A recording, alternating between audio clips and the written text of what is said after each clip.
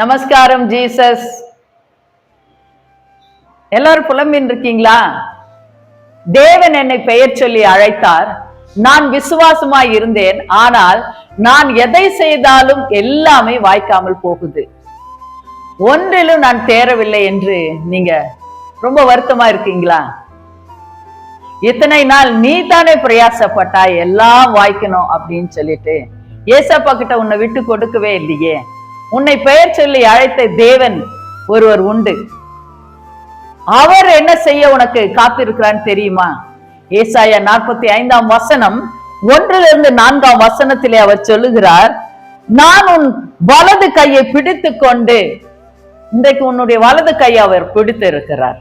அடுத்து சொல்றார், நான் உனக்கு முன்னே போய் கோணலானவைகளை செவ்வையாக்குவேன்.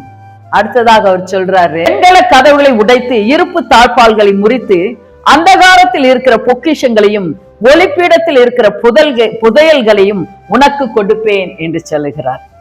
எதற்காக இதை செய்யறார் தெரியுமா? உன்னை பெயர் சொல்லி அழைத்திருக்கிறார் என்று நீ அறிந்து கொள்வதற்காக இந்த காரியத்தை தேவன் செய்கிறார். நீ எப்பொழுது ஏசப்பா கிட்ட விட்டு கொடுக்கிறாயோ அப்பொழுது இந்த காரியங்கள் எல்லாம் உனக்கு கிடைக்கும். நீ பிரயாசப்பட்டால் கிடைக்காது. தேவனிடத்தில் விட்டு கொடுக்கும் போது அவர் தான் செய்து முடிப்பார். ஆமென்.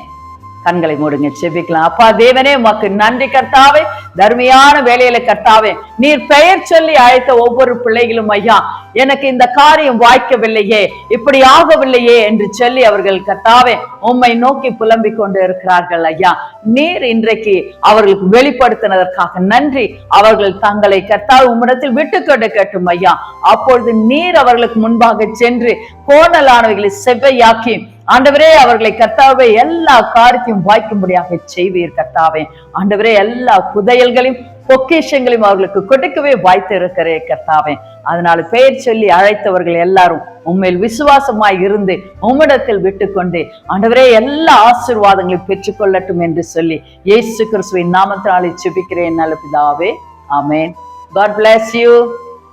உங்களுக்கு என்னை கான்டாக்ட் பண்ண வேண்டும், ஜெபித்துக் கொள்ள வேண்டும் என்று இருந்தால் கீழ்கண்ட நம்பருக்கு என்னை அழையுங்கள். கண்டிப்பாக உங்களோடு கூட இடைப்படுவேன்.